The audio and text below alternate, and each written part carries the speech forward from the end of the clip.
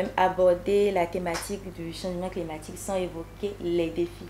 Alors, en matière de défis, quels sont les défis majeurs qui retardent encore cette lutte et tout? En matière de défis, le premier, c'est la prise de conscience. Nous avons, depuis pas mal d'années, fait beaucoup d'actions de sensibilisation, de renforcement de capacités, de communication autour des changements climatiques. Et aujourd'hui, les communautés, on pense que le message est en train de passer parce qu'ils vivent de plus en plus les changements climatiques. Et donc, le défi majeur, c'est d'amener les communautés à ce qu'ils puissent changer de leurs pratiques, leur mode de consommation et de production pour pouvoir être plus responsables. Le deuxième défi est lié, bien entendu, au financement. Le nerf de la guerre, c'est l'argent.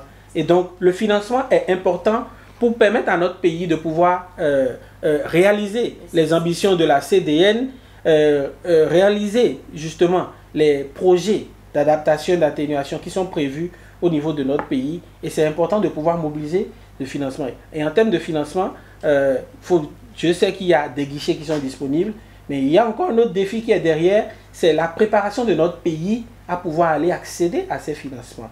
Et donc cela demande à avoir des compétences nécessaires. Donc on vient maintenant aux questions de compétences, de ressources humaines et de compétences pratiques pour pouvoir développer des projets qui vont être acceptés par le Fonds vert pour le climat, par le Fonds national pour le Fonds pour l'adaptation, etc.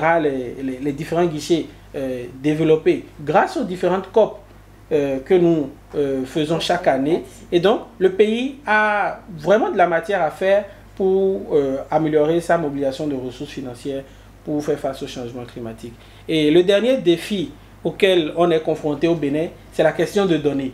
La disponibilité de données vraiment mises à jour, de données effectives, qui rendent compte de comment est-ce que les changements climatiques évoluent en temps réel, véritablement, pour pouvoir y faire face. Et cela appelle à avoir la technologie.